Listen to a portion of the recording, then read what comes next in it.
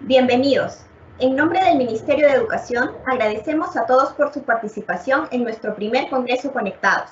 Esperamos que toda la información y herramientas que compartiremos en nuestras charlas y talleres sean de mucha utilidad para ustedes. En esta sesión conversaremos sobre la educación emocional y rendimiento en pandemia. Algunas pautas importantes a tener en consideración para el desarrollo de la sesión. Habrá una ronda de preguntas y las respuestas se realizarán finalizando la presentación. Cualquier consulta o duda, por favor, la colocan en el chat y se irá recogiendo durante la sesión. Asimismo, habrá un formulario de asistencia, el cual se habilitará durante la ronda de preguntas y se compartirá el enlace de asistencia en ese momento.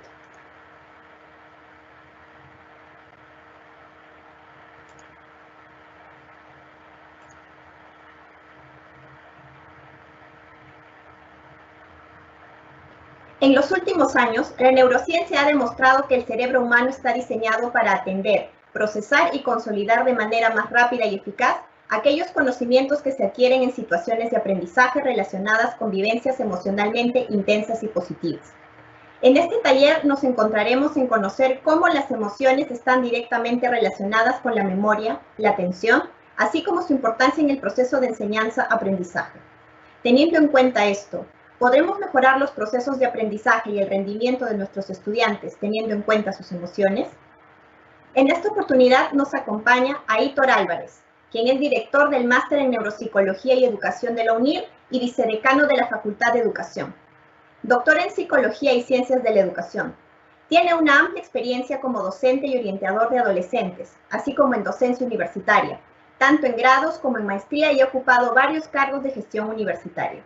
Su principal línea de investigación actual es la neurociencia aplicada al contexto educativo y es autor de varios artículos científicos publicados en revistas científicas de alto impacto. Adelante, Aitor. Muy bien, buenos días a todos los compañeros y compañeras de Perú, buenas noches desde España. Agradecidísimo de compartir este rato con todos ustedes.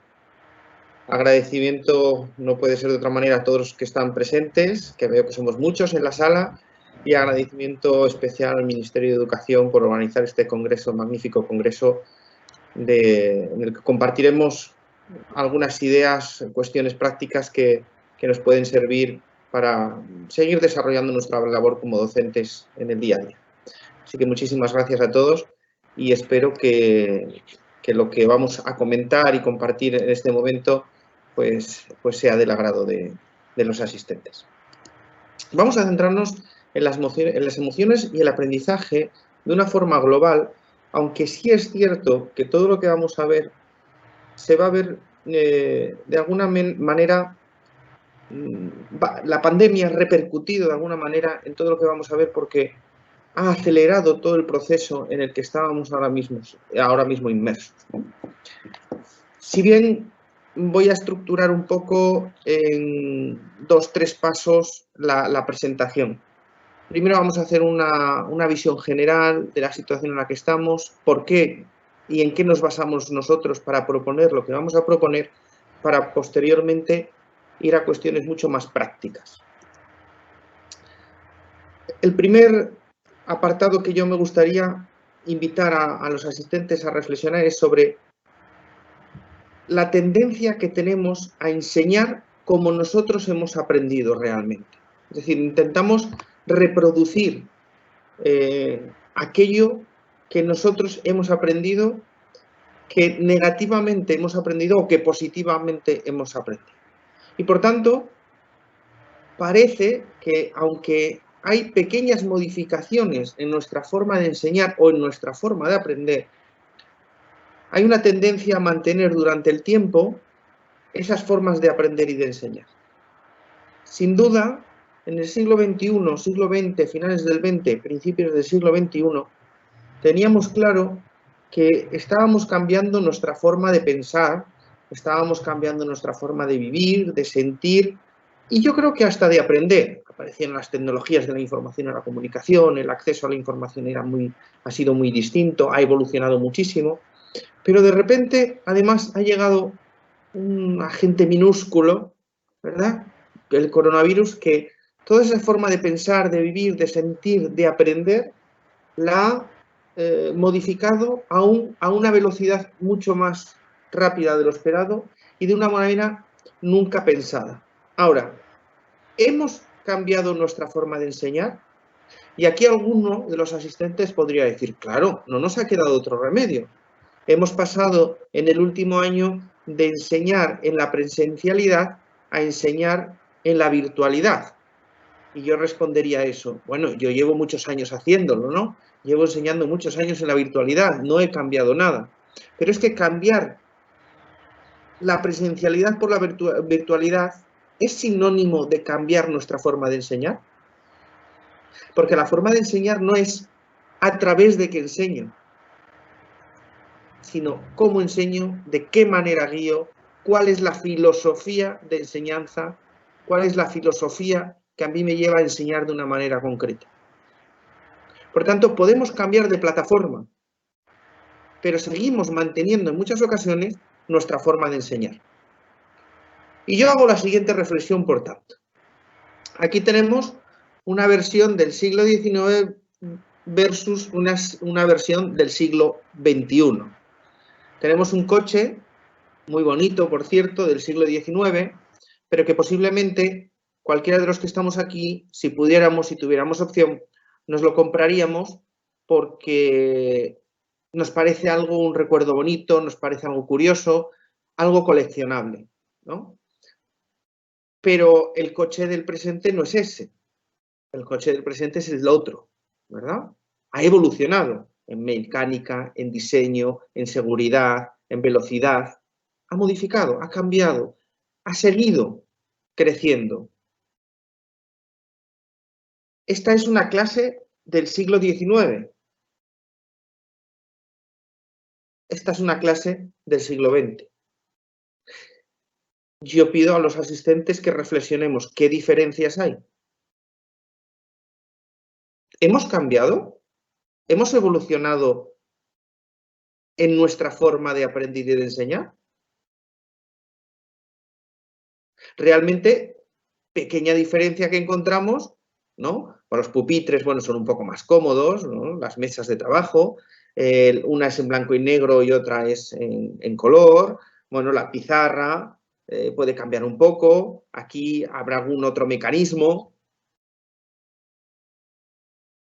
¿Y para cuándo esta forma de trabajar? ¿Para qué siglo? La evolución de la educación ha ido mucho más lenta que cualquier otra parte de las que hemos reflexionado. Hemos cambiado nuestra forma de pensar, de vivir, de sentir, de hacer. Hemos cambiado nuestra forma de aprender porque sabemos que aprendemos mejor de otra manera, pero no hemos cambiado el método de enseñar hacia algo que realmente sea muchísimo más significativo y que ese aprendizaje se fije muchísimo más en nuestros jóvenes, en nuestros niños, niñas, adolescentes o adultos. No lo olvidemos. Porque muchas veces pensamos que estas formas de trabajar que se nos proponen actualmente y que todavía nos cuesta mucho ver, es para niños de infantil, primaria, básica. Realmente no. Nuestro cerebro aprende haciendo y es lo que vamos a ver hoy. ¿Y por qué las emociones? ¿Y por qué decimos, oye, pues si es cuestión de la forma de enseñar, a lo mejor solo hay que cambiar la metodología? Pero es que hay algo que va mucho más allá. Y es que por mucho que cambiemos la metodología, si emocionalmente, o sea, si no trabajamos a nivel emocional, el aprendizaje se estará dando como lo hemos hecho durante los siglos anteriores a la actualidad.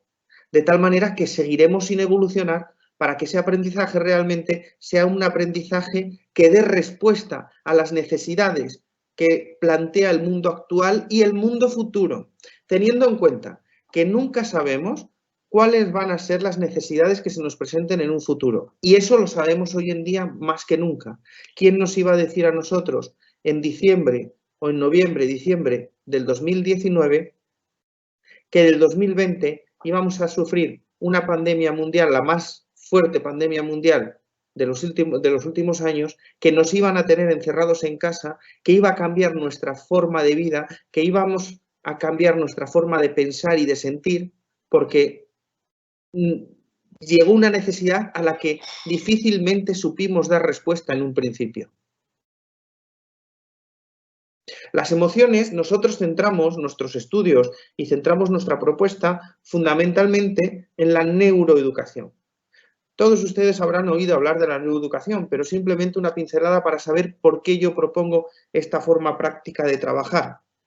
Y es que la neuroeducación ha venido a proponernos un puente entre la educación y la neurociencia. La neuroeducación es una corriente que surge de unir tres grandes ciencias: la educación, la neurociencia y la psicología. Los educadores, los docentes, no tenemos por qué ser neurocientíficos, no tenemos por qué tener conocimientos de la neurociencia. Y por tanto, lo que viene a hacer la neuroeducación es ser puente, como digo, entre neurociencia y educación, de tal manera que en los últimos años la neurociencia ha avanzado tanto, sobre todo a nivel de neuroimagen, ha avanzado tanto que nos da pistas, indicadores de cómo aprende el cerebro de una persona, cómo aprende nuestro cerebro, y según cómo aprende, cómo debemos de enseñar, por tanto. Como muchas veces esas interpretaciones a nivel de neurociencia no se entienden, surge la corriente de la neuroeducación para decir, vamos a ver, la neurociencia nos indica que esta es la mejor manera de.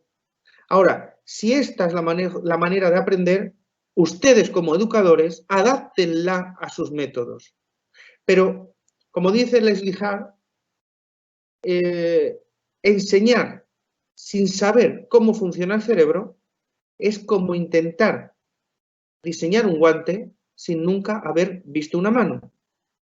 Un guante lo puedo imaginar, pero si no sé cómo es una mano, no se adaptará a él. ¿Puedo hacer una funda para que me cubra del frío? Sí. ¿Esa funda va a dar resultados? Sí. Que es la educación que hemos seguido hasta ahora y que además hay que alabar a todos los docentes que han hecho una gran labor durante muchísimos años educando a multitud de generaciones. Pero esa funda se puede adaptar realmente a cada uno de los dedos porque sé exactamente cómo es la mano.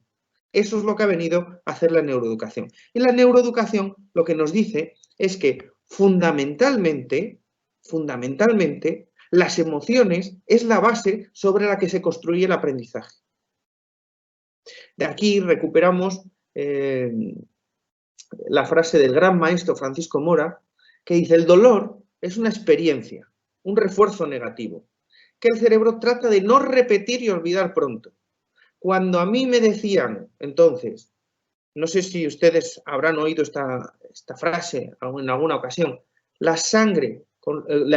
letra con la sangre entra, que se decía mucho en siglos pasados, es decir, antiguamente el profesor, si no aprendías algo, te daba un pequeño azote, un pequeño coscorrón, ¿no?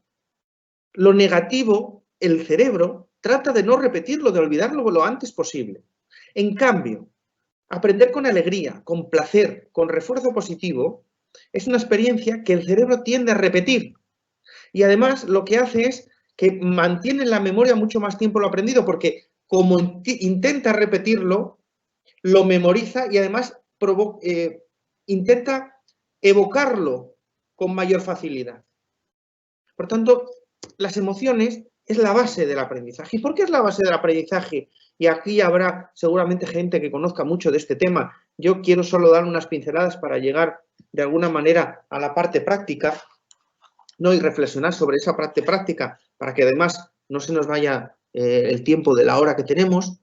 Pero vamos a hacer unas pinceladas de qué, porque esto es muy importante para después llevarlo a la práctica.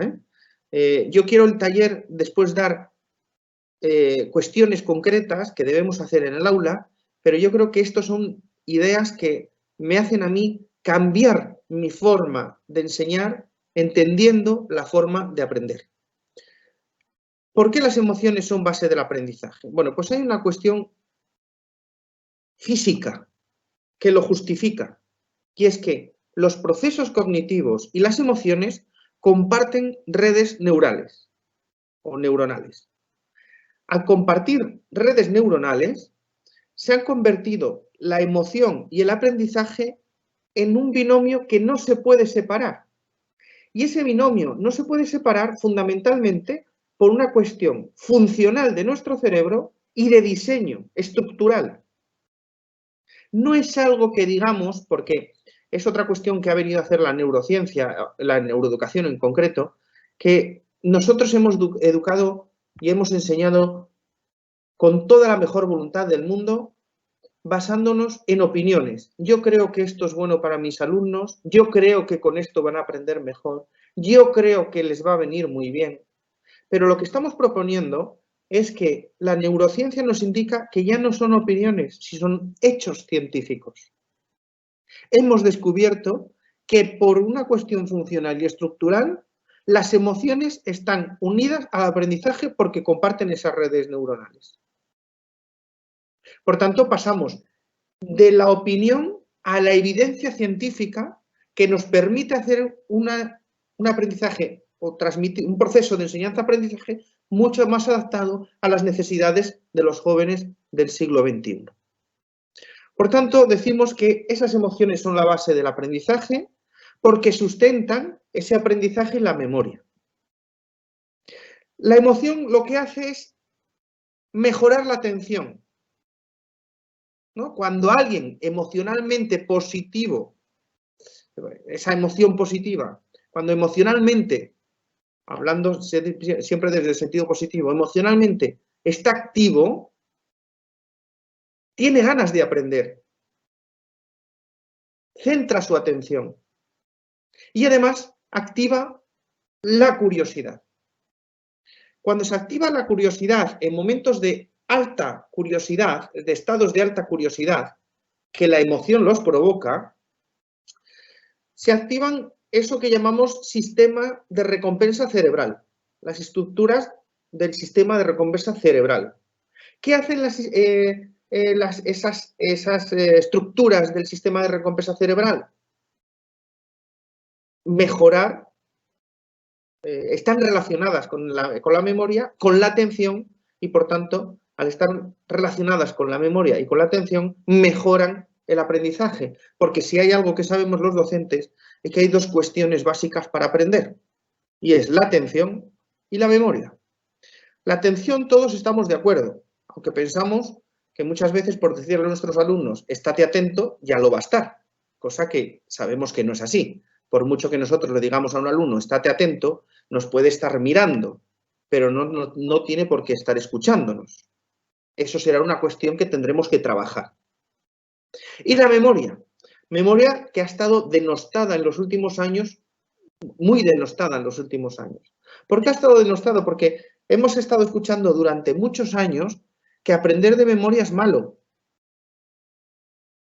Cuando si no tuviéramos memoria, no podríamos aprender. Si yo no tuviera memoria, si yo no memorizara las cosas, no sabría cómo me llamo. Si yo no memorizara las cosas, no sabría dónde vivo. Si yo no memorizara las cosas, no sabría quién es quién, no reconocería a la gente. Si ustedes se dan cuenta, todo lo que estoy diciendo se acerca a una cuestión, a una enfermedad que todos conocemos y que es la falta de memoria, ¿verdad? El Alzheimer. Cuando no hay memoria, hay olvido y por tanto no hay aprendizaje. La memoria no puede ser un aprendizaje memorístico simplemente, tiene que ir siempre acompañado de la comprensión. La memoria por sí sola no nos sirve, tiene que comprender, porque si no ese aprendizaje simplemente se va a almacenar temporalmente, pero no vamos a saber transmitirlo o trasladarlo a situaciones, aplicarlo en otras situaciones similares a las que yo lo he aprendido, ¿no? Ese concepto, ese conocimiento, adquirido ese conocimiento. Por tanto, la memoria tiene que ir siempre acompañada de la comprensión. Pero de memoria tenemos que aprender. El ser humano aprende porque, o sea, tiene aprendizaje porque tiene memoria, si no, sería imposible.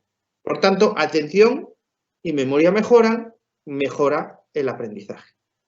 Ponemos como ejemplo una de las grandes investigaciones que ha habido en este sentido de las emociones y que estudiaron la activación de la amígdala en contextos emocionales, ¿no? Entonces, Erck y su equipo lo que hicieron fue juntar un grupo de participantes y entonces les ponían una serie de imágenes, ¿no? En contextos emocionales, positivos, negativos y neutros, ¿no? Situaciones emocionales en las que había un sentido positivo, o sea, una imagen, un contexto emocional positivo ante una imagen, uno negativo y uno neutro.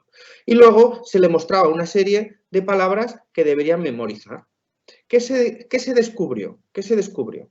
Bueno, se descubrió que con cada situación emocional había unas áreas cerebrales en las que se activaban, unas regiones cerebrales que se activaban de forma más intensa en cada una de las situaciones emocionales. Por tanto, en contextos emocionales neutros, lo que se activaba fundamentalmente era el lóbulo frontal. En las situaciones emocionalmente positivas, lo que se activaba eran las regiones del hipocampo, y en las negativas la amígdala, ¿no? Cuando trabajamos con la amígdala sabemos que está ahí muy asociado a lo negativo. ¿Quién recordaba más palabras de las que tenían que aprender?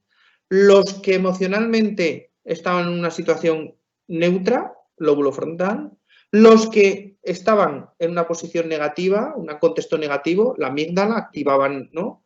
O cuando se asociaba a situaciones emocionales positivas, que se asociaba a las regiones del hipocampo. Evidentemente, recordaban más palabras aquellos en los que aprendían en climas emocionales positivos. Por tanto, emoción y cognición van de la mano, inseparables. Y aquí viene, por tanto, como base, no sé si en algún momento, compañeros, la moderadora considera que hay alguna pregunta que haya que responder porque no ha quedado claro, por supuesto, también podríamos, lo hemos dicho para el final, pero si hay algo, estoy dispuesto, sin problema ninguno. Las emociones en el aula, por tanto, ¿cómo trabajarlas? ¿Cómo trabajamos las emociones en el aula? Yo diría que hay como tres, o mi propuesta es como que hay tres grandes bloques. Por un lado, programas específicos, por otro, formas de trabajar, lo he denominado yo, y por otro lado, las emociones del docente. En la primera columna, en la que ya hemos visto que emociones y aprendizaje van unidos, sabemos que hay que a lo largo de la vida trabajar programas específicos en diferentes momentos de la vida del estudiante. Habrá que trabajar diferentes programas específicos, que existen multitud de ellos, para fundamentalmente aprender a reconocer las emociones, aprender a identificarlas en mí y en los demás, aprender a transmitirlas adecuadamente, aprender a gestionarlas fundamentalmente, y sobre todo una cuestión de autorregulación emocional. ¿Sí? Bien. Estos programas específicos no los vamos a ver hoy porque no es lo que yo quiero transmitir en este taller. Porque yo lo que quiero transmitir fundamentalmente es el cambio de mentalidad que necesita el docente para enseñar desde la emoción. Todos los centros educativos, desde los kinder o infantil, desde la básica, la secundaria, incluso en la universidad, se trabajan programas específicos de conocimiento de las emociones, ¿no? De gestión de las emociones. Eso ya lo hacemos. Y se hace menos de lo que se debería hacer, pero se hace. Pero yo propongo otra forma de trabajar, no complementaria a los programas específicos. Y es, como digo, cambiar nuestro pensamiento de cómo enseñar, cómo dar respuesta a las emociones, al aprendizaje a través de las emociones. Por tanto, formas de trabajar. Tres grandes bloques que, como base, debo incorporar en mi proceso de enseñanza-aprendizaje, ¿no?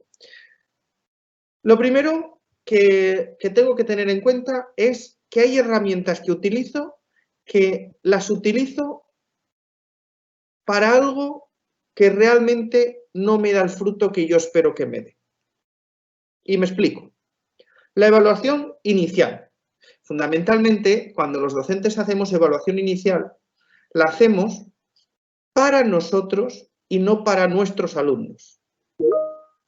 Nosotros hacemos evaluación inicial, y está muy bien, y no es criticable, por supuesto, que por favor nadie piense que lo que estamos haciendo es una crítica a cómo se enseña, ni mucho menos. Vuelvo a decir, hay que alabar la tarea de los docentes durante muchísimos años. Lo que pasa es que estamos aprendiendo a enseñar de otra manera. Como digo, la evaluación inicial la hago para mí, para saber de dónde parten mis alumnos. Cuando realmente esa evaluación inicial que hago para mí también puede ser para mis alumnos. De tal manera que a través de la evaluación inicial yo tengo que procurar suscitar el deseo. Cuando hay deseo de aprender, hay emoción positiva. Quiero aprender, hay una predisposición positiva. Y por tanto esa predisposición positiva hace que emocionalmente esté activo hacia la positividad, ¿no? Suscitar el deseo, por tanto, de aprender. ¿Desde dónde nace tu aprendizaje y a dónde vamos a llegar? No pasa nada por nacer aquí. Vamos a llegar aquí, ¿no? Suscitar el deseo. Permitir obtener esa satisfacción también. Es importante que la evaluación inicial la utilicemos no solo para saber dónde están mis alumnos, sino para saber yo dónde me tengo que situar y que el proceso de aprendizaje sea generador en sí mismo de emociones positivas. No hay nada más positivo que cuando uno aprende. Cuando uno aprende se siente bien. Yo preguntaría, ¿ustedes qué se sienten mejor? ¿Cuando les regalan una nota o cuando ustedes la han ganado por sí mismos? Cuando yo gano algo con mi trabajo, ¿verdad? Emocionalmente me encuentro mucho más positivo. Y quiero seguir aprendiendo. Porque me encuentro bien. Porque mi cerebro dice, oye, esto me gusta. Esto me gusta. Adecuar niveles de conocimiento. Yo no puedo empezar aquí si mis alumnos están aquí. No puede ser. Y activar los conocimientos previos. Yo digo una cosa, y lo digo muy básico porque yo lo que quiero es que se entienda la idea, ¿no? Es que al cerebro le gusta aprender. Y lo que le gusta es construir aprendizaje a partir de aquello que ya sabe. Vamos a utilizar esa evaluación inicial para suscitar en ese cerebro ese deseo de seguir aprendiendo porque tiene conocimiento sobre el que construir. Por tanto, evaluación inicial como ejemplo. Pero hay muchas herramientas que utilizamos para nosotros cuando realmente pueden utilizarse para los demás. Herramientas y metodologías. Muchas herramientas, muchas metodologías, muchos cambios. ¿Cuántas metodologías no utilizaremos? ¿Y cuántas veces no hemos oído eso de activa y participativa?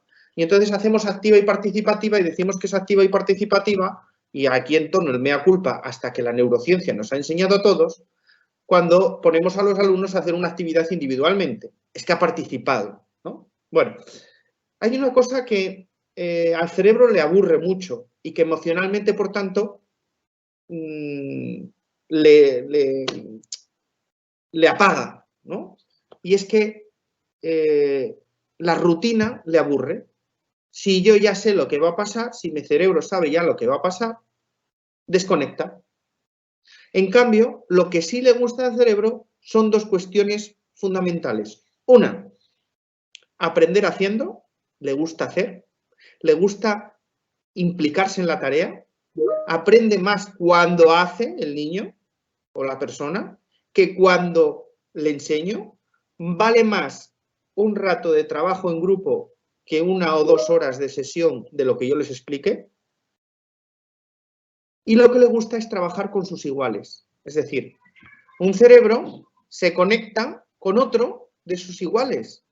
Y dice, oh, esto es lo que a mí me gusta. Le encanta que le enseñe un paralelo, un igual.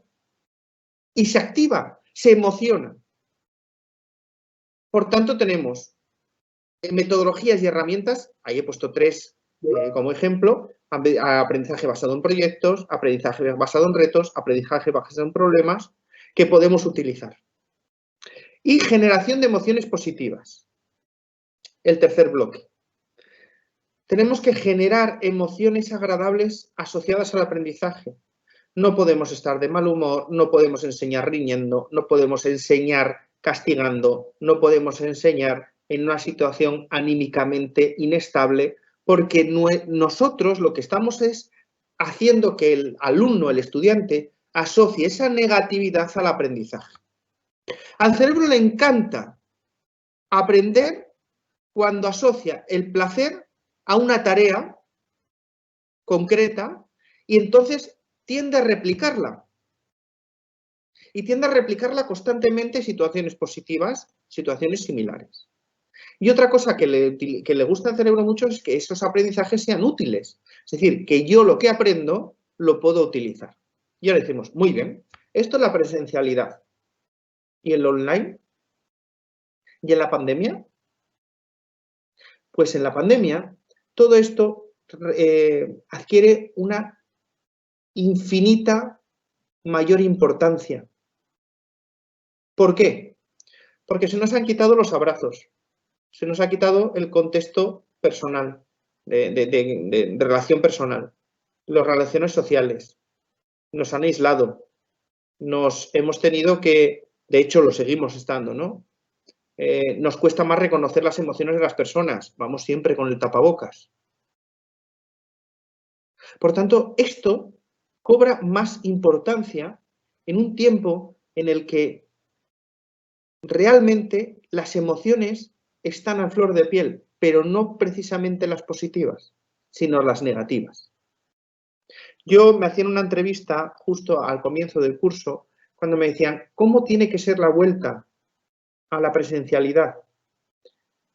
Y yo decía, ¿a la presencialidad o a la virtualidad? Me da igual.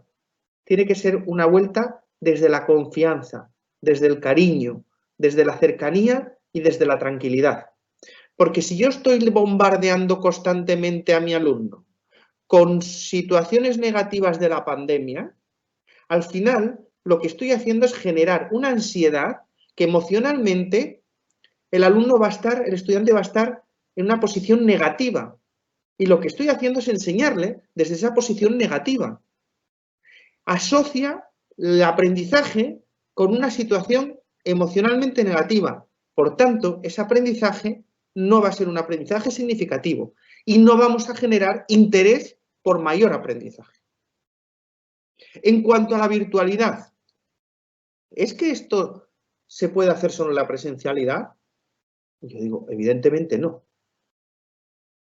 Pero eso sí que lo digo ya desde la propia experiencia. Como les digo, llevo muchos años enseñando, ¿no? Y no sé si hoy conseguiremos emocionar a alguien en este taller y en lo que estamos hablando, ¿no? Pero evidentemente hay que conseguirlo y se puede hacer. Yo ayer terminé una asignatura, estaba dando la asignatura de inteligencias múltiples, desarrollo del talento, creatividad y altas capacidades del máster en neuropsicología y educación que yo dirijo, y los alumnos estaban realmente emocionados porque era la última clase. Porque al final lo que tenemos que conseguir es que esa evaluación inicial, me da igual que sea presencial o que sea online. Tengo que conocer a mis alumnos, tengo que acercarme a mis estudiantes, tengo que saber lo que piensan, tengo que saber lo que saben. Las herramientas las puedo utilizar. Yo les pongo todos los días a trabajar en grupo. Ayer les puse un caso práctico en el que dividía por grupos y se tenían que poner a trabajar en grupo. Y eso la virtualidad también lo permite. Virtualidad que hemos tenido, a la que hemos tenido que pasar, o han tenido que pasar muchos en pandemia, aunque otros ya estábamos, ¿no? ¿Y se puede generar emociones positivas en un contexto online? Evidentemente. Si yo me preocupo por mi estudiante, si yo hago que cuando esté aprendiendo se sienta bien, si yo transmito confianza y cariño, preocupación y humor, sobre todo humor. Yo preguntaría ahora, ¿ustedes creen que a mitad de la clase es bueno contar un chiste? Y posiblemente algunos dirán que sí y otros muchos dirán que no. ¿Y por qué muchos dirán que no? Porque pensarán que es una forma de interrumpir la clase, una clase magistral, súper importante, en la que yo estoy exponiendo aquello que yo sé y los de enfrente no. Pues es uno de los mayores errores que tenemos. Primero porque al cerebro le encanta el humor, le encanta reírse. Cuando hablo del cerebro hablo de la persona, evidentemente como seres cerebrales, ¿no? A la persona le encanta reírse, al cerebro le encanta reírse.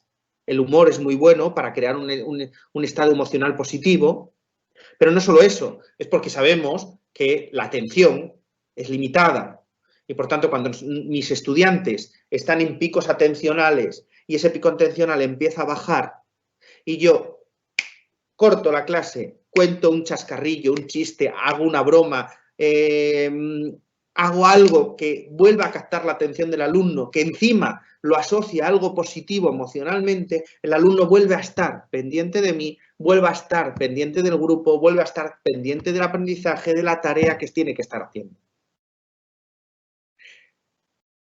Si yo considero que yo solo sé y los demás tienen que aprender, evidentemente, todo esto no lo voy a entender y no pasa nada. La clase magistral siempre seguirá existiendo, aunque consideramos y lo sabemos por lo que nos dice la neurociencia, que no es la mejor forma de enseñar, porque no es la mejor forma de aprender.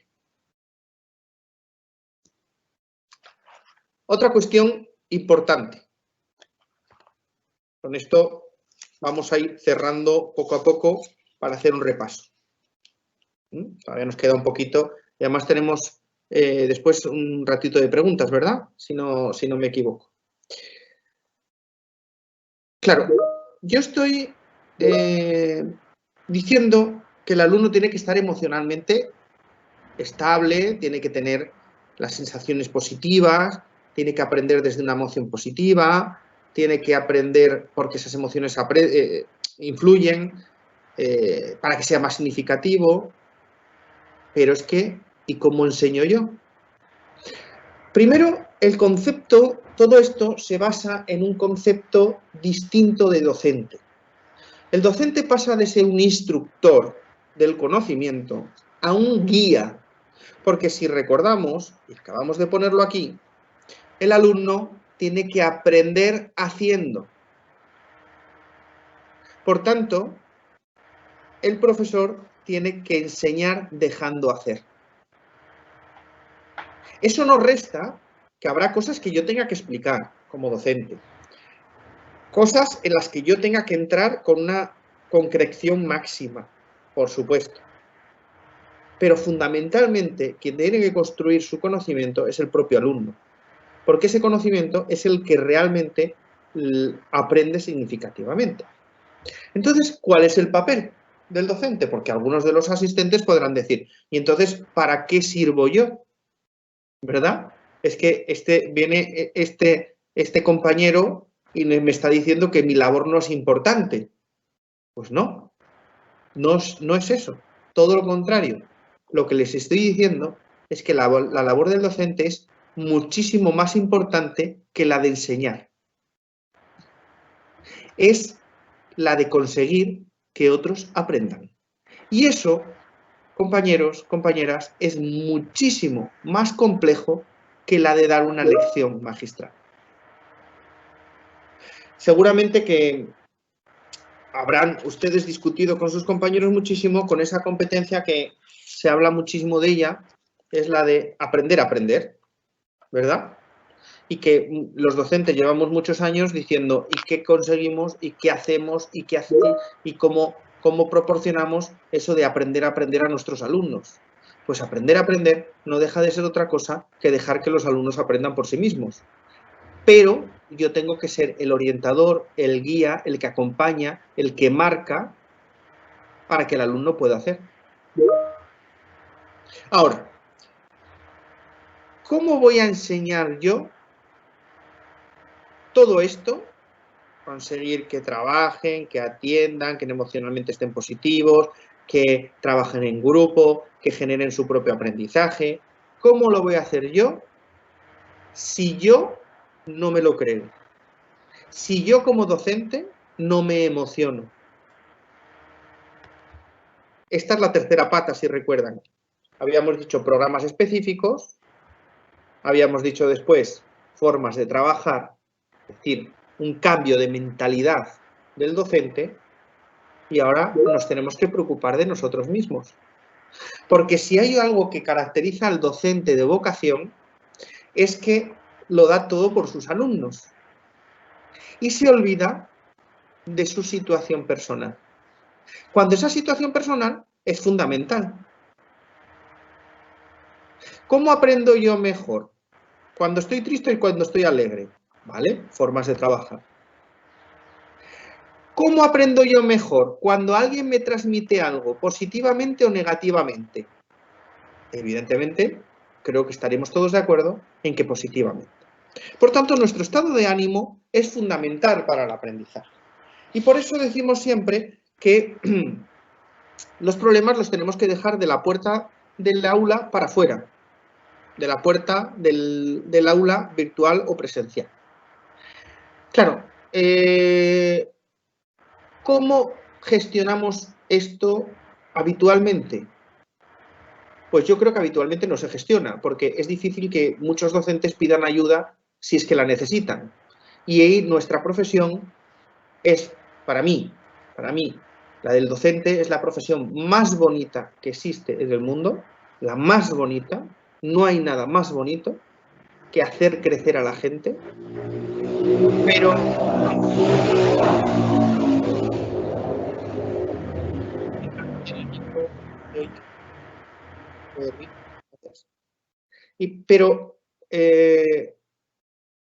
digo, no hay profesión más bonita que la de enseñar, que la de guiar, pero claro, ¿quién se preocupa de nosotros? Nosotros lo damos todo. ¿Quién se preocupa de nosotros? Nosotros nos tenemos que preocupar de nosotros mismos para saber que emocionalmente tenemos que estar bien para que consigamos ese estado emocional positivo, ese clima positivo en el aula. Claro, el problema es que yo entro en el aula, ¿no? Bueno, dejo los problemas fuera. Ahora, hacemos una reflexión. ¿Cómo lo hacemos en una situación como la que estamos viviendo en pandemia? En la que tenemos la fatiga pandémica sobrevolando constantemente a cada uno de nosotros. Estamos cansados, estamos fatigados, no solo de esa situación social, sino en muchos casos, y ustedes seguramente que muchos de ustedes lo estén sufriendo, del esfuerzo, el grandísimo esfuerzo, y voy a hacer aquí un paréntesis, yo creo que poco reconocido, habría que reconocerlo muchísimo más, el esfuerzo que han hecho los docentes, ese esfuerzo de adaptarse a una forma en la que yo no suelo enseñar y que por las circunstancias he tenido que adaptarme en tiempo récord.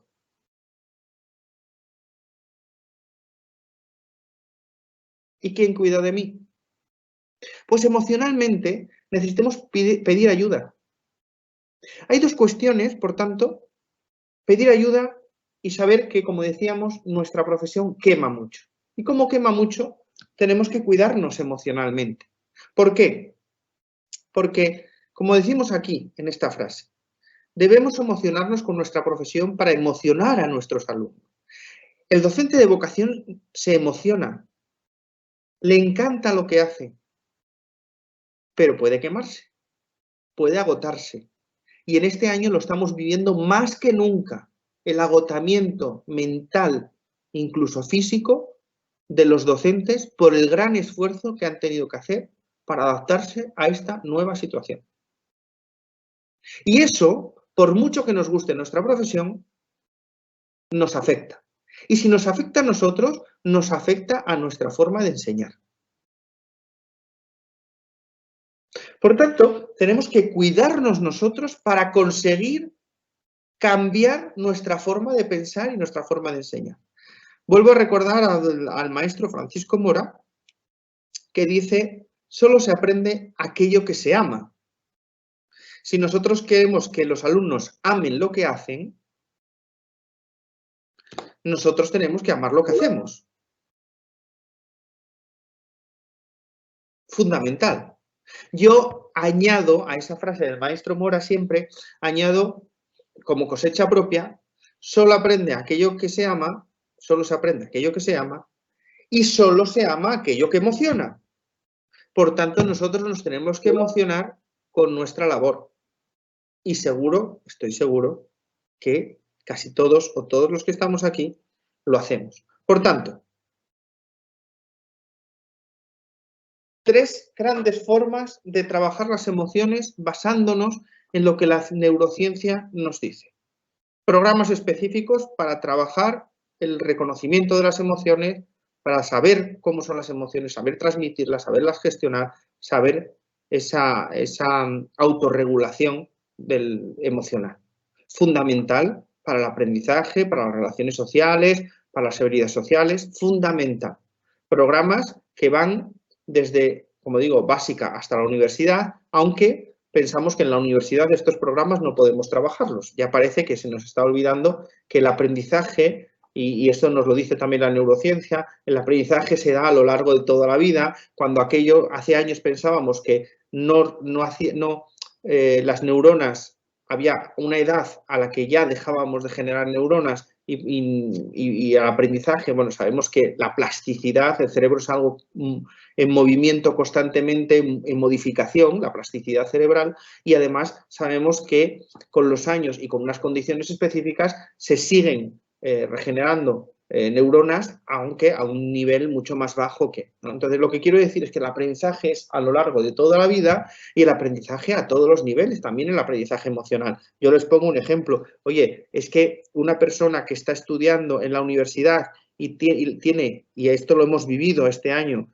tiene la pérdida de un ser querido emocionalmente, a lo mejor no lo sabe gestionar. Y tenemos que estar ahí para ayudarles a gestionar. Tiene que aprender a gestionar. Dice, no, es que yo ya estoy para enseñar otras cosas, ya, pero es que a mí me interesa que mi estudiante esté emocionalmente bien. Por tanto, tendré que recomendarle que haga lo que tenga que hacer para gestionar bien sus emociones. Bueno, programas específicos. Formas de trabajar, es decir, una mentalidad nueva del docente, un cambio adaptándonos a lo que la neurociencia nos enseña. Oigan, vamos a utilizar realmente las herramientas que tenemos que utilizar, porque miren, creemos, en algunas ocasiones, en algunos ámbitos se cree, nosotros no lo creemos porque somos docentes y lo sabemos, que hacer las cosas mal en educación no tiene repercusiones negativas. Y yo digo, hombre, pues a lo mejor utilizar una herramienta que no me sirve para el objetivo que yo propongo, es cierto que no tiene una repercusión directa negativa sobre mi estudiante, pero sí tiene una repercusión indirecta negativa, y es que el tiempo que yo he dedicado, el esfuerzo que yo he dedicado para que ese objetivo se cumpla es perdido, y por tanto el alumno ha perdido tiempo también, porque ha perdido un año, X años, X momentos en los que realmente ese aprendizaje no ha sido todo lo significativo, profundo o importante que nosotros queríamos que fuera. ¿Por qué? Por utilizar herramientas, formas de enseñar que no son útiles, ¿no? O utilizar, que es una cuestión que no vamos a entrar hoy, pero también para que suene que todo esto está muy relacionado con los neuromitos. Formas de enseñar que realmente son mitos, son leyendas, no son formas de enseñar adecuadas.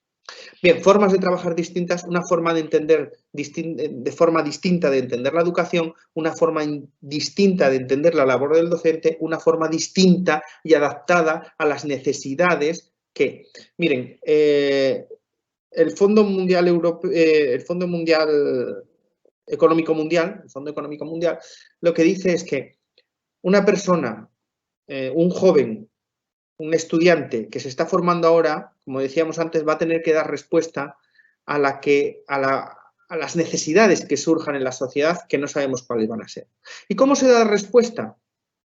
Pues se da respuesta sabiendo, porque el conocimiento es importante, pero sobre todo sabiendo dar respuesta, es decir, siendo creativo, siendo capaz de adaptarse y conseguir una respuesta a un problema que nunca me he imaginado, ¿no? Entonces, ese es el joven que nosotros tenemos que formar. ¿Cómo se forma ese joven? Con esa mentalidad nueva de enseñar de una forma distinta. Y por último, la tercera pata, y con esto finalizamos, es las emociones del docente, ¿no? Tenemos que tener en cuenta que nosotros tenemos que tener una estabilidad emocional, debemos amar lo que hacemos, nos debe gustar lo que hacemos y debemos ser docentes de vocación. Debemos creer que, como dicen también el maestro Mora, el docente es la joya de la corona de un país. Un país que no cuida a sus docentes es un país en vías de extinción. Porque, miren, quien enseña a leer, quien enseña a aprender, quien enseña a gestionar las emociones, quien enseña a gestionarse en la vida, quien enseña a ser creativo, quien provoca ese tipo de aprendizajes es el docente. Y eso es lo que necesitamos para que una sociedad, la sociedad nuestra, la sociedad del mañana, esté atendida por los jóvenes de hoy. A mí me encanta esa frase de no nos preocupemos tanto por el mundo que dejamos a nuestros hijos, sino que nos preocupemos por los hijos que dejamos a nuestro mundo, porque serán ellos los que den respuesta a todas las necesidades que vayan surgiendo. Muy bien, pues muchas gracias. Yo me gustaría ahora, este ratito que nos queda, pues poder entrar en diálogo, ¿verdad? Sí. Bueno, muchas gracias, Aitor, por la presentación, que ha sido bastante ilustrativa, y también estamos recogiendo bastantes preguntas que han quedado de parte de nuestros participantes. Entonces, sin más, quisiéramos empezar preguntándote ¿qué estrategias pueden aplicarse en casos de estudiantes que han perdido familiares por COVID-19? Bueno, yo creo que es fundamental que en esta, y yo creo que la gente lo está entendiendo, en esta situación de pandemia, claro, tiene un plus el de perder un familiar, un plus de negatividad, de dolor. ¿Por qué? Porque si siempre es doloroso, no nos debemos preguntar, esto a lo mejor no nos lo preguntaríamos en momentos de no pandemia. Es decir, un alumno pierde un estudiante, pierde una persona, pierde un familiar, y damos por hecho que es emocionalmente un golpe importante, pero dejamos que regenere por sí solo, ¿verdad? Y seguimos trabajando a un ritmo normal. ¿Por qué nos preguntamos esto en pandemia? Esto es lo primero que tendríamos que plantearnos, y es que nos lo preguntamos porque todos emocionalmente estamos posicionados en una negatividad más generalizada. ¿Por qué? Por eso que comentamos antes de la fatiga pandémica. Por tanto, ¿cómo debemos gestionarlo? Nosotros debemos gestionarlo con el acompañamiento de un profesional. Es decir, nosotros tenemos que, los docentes que no tienen, los que tenemos formación psicológica y podemos hacer un acompañamiento perfecto, un acompañamiento desde un duelo mucho más complejo que un duelo normal. Pero aquellos docentes que no tengan esa formación, es muy importante que en este momento se acompañen, se apoyen en un profesional, porque es un duelo, como digo, más complejo y que requiere una intervención mucho más difícil. Y siguiendo un poco con este tema también de quizás de la educación emocional, ¿no? ¿Qué hacer también, ¿no? ¿Qué pueden hacer los docentes ante el agotamiento emocional que ellos mismos están sufriendo, ¿no? Tanto porque, bueno, pueden estar cercanos a los casos de sus estudiantes, pero también ellos mismos. Bueno, yo creo que eso depende, por un lado, del docente en sí, y por otro lado, de la sociedad en general. Y ahora que ahí estamos en un contexto del ministerio, ya voy a hacer yo una petición, ¿verdad? A toda la sociedad peruana y a todas las sociedades, en este caso la peruana, que es donde estamos, pero que también lo he transmitido en España, por supuesto, de la misma manera. Lo primero que tiene que, para que esa fatiga, para que ese cansancio, para que esa emoción negativa no esté presente en los docentes, yo creo que lo primero que debe haber es un reconocimiento social a esa labor del docente. Yo siempre digo que no estoy diciendo un reconocimiento a otros niveles, sino un reconocimiento social de agradecimiento a esa labor que están haciendo, porque normalmente el docente trabaja,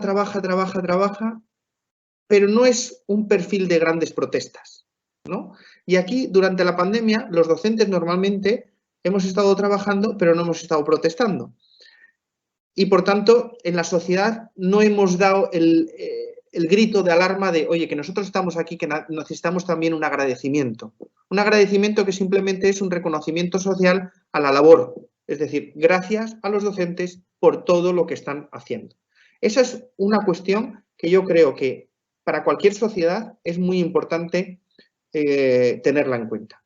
No hacemos nadie nuestro trabajo para que nos feliciten, pero cuando hay una situación muy extraordinaria como esta y hay una labor tan grande como la que han hecho los docentes, eso ayuda para que esa sensación de abandono, de cansancio, de agotamiento vaya desapareciendo. Eso por un lado. Y por otro lado, lo que puede hacer el docente por sí mismo, ¿no? Que puede hacer dos cosas. Una, cuidar, que no hemos hablado de esto nada, pero que es un campo muy importante también para el aprendizaje, y hoy eran las emociones, pero esto es muy importante para sentirse bien, para el aprendizaje, para las emociones. Dos cosas tienen que hacer.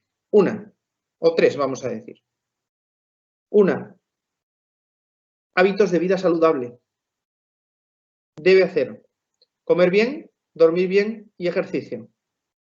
Eso es fundamental para situaciones de estrés, de cansancio emocional, de generación de problemas. Tres ideas fundamentales. Sueño, descansar, dieta, comer equilibradamente y ejercicio físico. Por poco que quieras, algo, aunque sea caminar.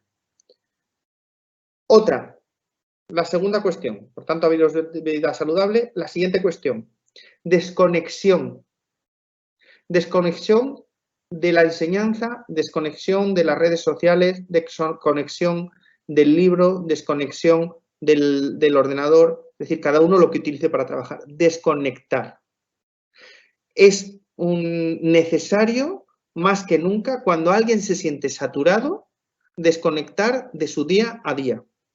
No llevar su trabajo siempre en la mochila que hacemos los docentes. Los docentes, cuando somos docentes, ya lo somos para toda la vida y lo somos desde que nos levantamos hasta que nos acostamos. Vivimos con esa mentalidad de docentes y siempre estamos pensando en nuestros estudiantes. Hay que desconectar. Eso es fundamental. Y tercero, también, igual que he dicho con los alumnos, pedir ayuda si se necesita. No somos superhéroes. Nos piden muchas veces que seamos superhéroes, sobre todo los de algunos niveles, ¿no? Sobre todo los de infantil, básica, primaria, ¿no? Se les pide que sean superhéroes, que sean educadores, que enseñen, que aprendan tecnologías, que aprendan a enseñar a aprender, que además cuiden, que hagan cursos, que se formen, que hagan, es decir, superhéroes, que tengan tiempo para todo.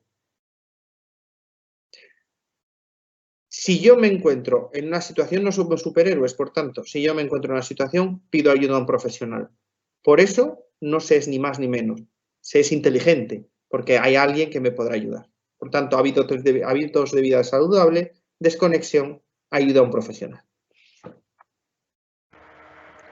Gracias, Aitor. Y pensando un poco ya, nuevamente retomando el tema de los estudiantes, ¿no? En específico, ¿qué estrategias pueden aplicarse para facilitar el aprendizaje de estudiantes de primeros ciclos, ¿no? Dado que han empezado su vida universitaria en un contexto de pandemia y de educación virtual. Bueno, como decía antes, yo por mi experiencia, yo he trabajado en la universidad de mi ciudad muchos años y la presencial llevo en la UNIR unos cuantos años también y es todo virtual. No he encontrado ninguna diferencia entre lo que yo puedo hacer presencialmente y lo que puedo hacer virtualmente. ¿Por qué? Porque el mundo ha evolucionado, como hemos visto mucho, y hay miles y cientos de herramientas que virtualmente se pueden utilizar para trabajar de la misma manera que podemos hacer presencialmente. Entonces, ahí yo no encuentro la diferencia. Ahora, sí que es cierto que ¿qué herramientas podemos utilizar? Hombre, pues yo creo que debemos utilizar herramientas como las que hemos dicho. Fundamentalmente, herramientas que permitan al alumno crear, hacer, generar conocimiento. Sobre todo en un mundo en el que estamos favoreciendo, esto pasa en todas partes del mundo y soy consciente que en Perú está pasando, que estamos promocionando que los estudiantes sean estudiantes investigadores, ¿verdad? ¿Sí? No me equivoco. Queremos que investiguen, queremos que generen conocimiento, pero no les dejamos generar conocimiento. Es decir, nosotros vamos a la clase universitaria y exponemos conocimiento y no permitimos que el alumno investigue para llegar a la resolución del conocimiento. Pero después queremos que cuando salgan de la universidad o incluso estando en la universidad, investiguen. Por tanto, esa dinámica de investigación es la dinámica que debemos seguir a la hora de dar nuestras clases, ¿no? Que sean ellos los que generen conocimiento. Y después también transmitir mucha tranquilidad, pero para eso nos lo tenemos que creer. Ustedes han empezado en una situación de pandemia, pero hay que dar gracias de que han podido empezar, están estudiando, están haciendo su carrera, van a poder aprender y eso es positivo. No podemos transmitir constantemente sensaciones negativas a nuestros estudiantes, porque entonces estamos generando nosotros un rechazo al aprendizaje.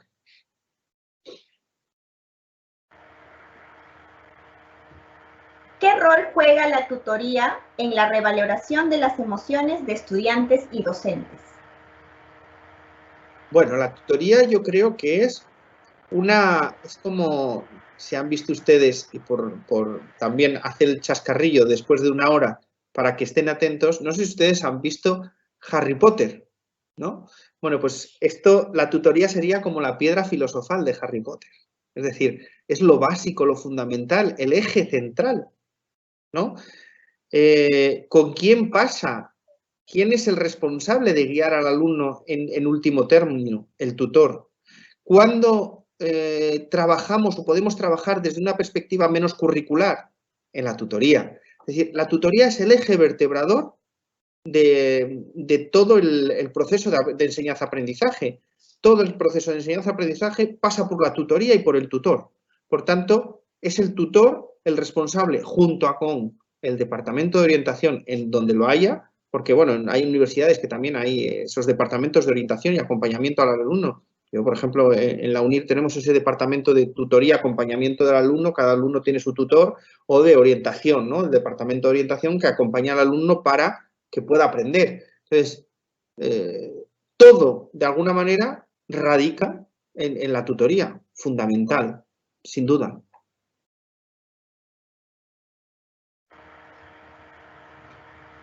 ¿Cuál es la mejor técnica o cuáles serían las mejores técnicas para atender grupos grandes de estudiantes en las sesiones sincrónicas?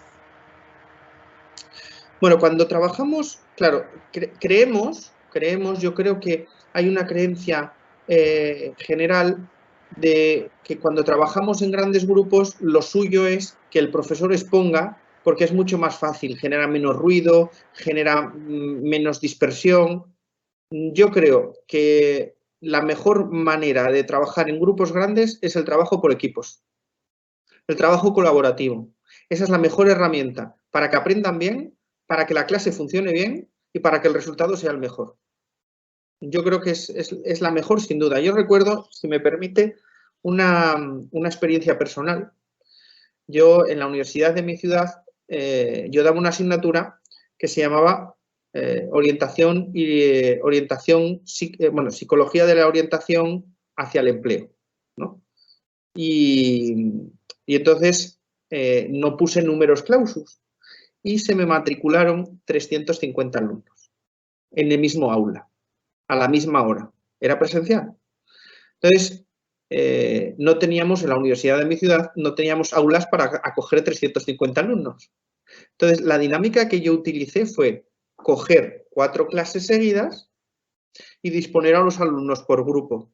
De tal manera que yo hacía una exposición general sobre un conocimiento X y yo les invitaba a investigar y que ellos fueran exponiéndome a qué resultados habían llegado. De tal manera que ellos generaban su propio aprendizaje y yo corregía aquello que no estaba bien orientado. De tal manera que yo iba pasando por todos los grupos, iba orientando a los grupos y ellos me iban generando su aprendizaje, me los ponían y yo los reconducía de tal manera que el resultado fue de los mejores que yo recuerdo. Eso sí, trabajar en grupo y guiar a los grupos es más costoso para el docente que una clase magistral. Eso lo tenemos que tener en cuenta. Y ya un poquito para ir cerrando, ¿no? ¿Qué textos podría recomendarnos para conocer más sobre la importancia de la neurociencia en la educación universitaria? Bueno, yo creo que si se han dado cuenta, a sabiendas de que son colegas todos los que están aquí y que son de universidad, si ustedes se han dado cuenta, yo no me he centrado en ninguna etapa en concreto. He puesto ejemplos de infantil, básica, primaria, universidad, incluso de adultos. ¿Por qué? Porque si bien es cierto que hay momentos del desarrollo de la persona en la que el aprendizaje o la forma de aprender es distinta, yo creo que la neurociencia nos aporta un conocimiento de las emociones. Uno aprende emocionalmente positivo cuando algo es positivo emocionalmente, aprende mejor a los 40, a los 30, a los 10, a los 3 y a los 70. Por tanto, no es concretamente en universidad. Yo les diría que tengo aquí varios libros, ¿no? No tenía la pregunta preparada, parece que sí, pero es que en mi biblioteca siempre tengo libros sobre neurociencia aplicada al ámbito educativo y algunos que me parecen básicos para iniciarse en este proceso de conocimiento de cómo aplicar la neurociencia en el ámbito educativo, las emociones, ¿no? Bueno, yo creo que para aquel que quiera primero aprender un poquito de cómo funciona el cerebro, hay un librito magnífico y que se entiende fenomenal y que nos sitúa en cómo es nuestro cerebro, que es este. Yo no soy Francisco Mora, por tanto no estoy promocionándome a mí mismo, pero sí es un catedrático de la Universidad Complutense de Madrid y además que ha trabajado en Harvard, que ha trabajado fenomenal y es un defensor de la neurociencia. Se llama Cómo funciona el cerebro, de Francisco Mora. Es un librito pequeño, ¿no? Y que nos hace un resumen del funcionamiento de nuestro cerebro para aquel que quiera empezar a aprender a la estructura y funcionalidad de nuestro cerebro, ¿no? Después tenemos aquí, también del mismo autor, Neuroeducación. Es un ensayo pequeñito, muy básico, para acercarnos a, de hecho lo titula Solo se puede aprender aquello que se ama, ¿no? Neuroeducación, de Francisco Mora, Solo se puede aprender aquello que se ama, que es un acercamiento a cuestiones relacionadas con cómo optimizar el aprendizaje a través de los conocimientos que la neurociencia nos aporta. Bueno, les diría que además, de Francisco Mora hay muchos, pero tampoco quiero... Les diría que uno de los libros que yo me he comprado hace poquito y que me está enseñando mucho sobre algo de lo que les he comentado antes, Cerebro y Ejercicio, ¿no? Cerebro y Ejercicio, de José Luis Trejo y Coral Sanfeliu, ¿no? ¿Qué sabemos del cerebro y el ejercicio? Hábitos de vida saludable, que les he dicho antes, fundamental. Hay algunos más. Yo les diría uno muy básico y que me parece muy interesante también, pero que aquí entra para cualquier etapa educativa, y con esto yo creo que podemos finalizar, es Neuroeducación de profesores y para profesores, de María Caballero, ¿vale? Me parece que bueno, más que no, vamos a ver, tengo alguno por aquí. Este podría ser interesante. Tengo aquí otro que es Neuroeducación en el aula, de Guillén. Aitor, vamos ya culminando. Estamos un poquito contra el tiempo, sí, pero bueno, creo que ya nos has dado, bastante bibliografía. Ahí ya tenemos para un buen tiempo ahí dedicadas exclusivamente a leer sobre el tema. Y bueno, para concluir, nuevamente queremos agradecerte el habernos acompañado el día de hoy, ¿no? De parte del Ministerio también agradecer a los participantes, agradecer a Aitor, ¿no? Y bueno, recordarles que la presentación y la grabación van a estar disponibles en la página web de Conectados, ¿no? Entonces, cuando quieran volver a revisar, también van a poder realizarlo a través de ese medio. Muchísimas gracias y buenas tardes. Muchísimas gracias a todos. Ministerio de Educación. Bicentenario del Perú, 2021. Gobierno del Perú.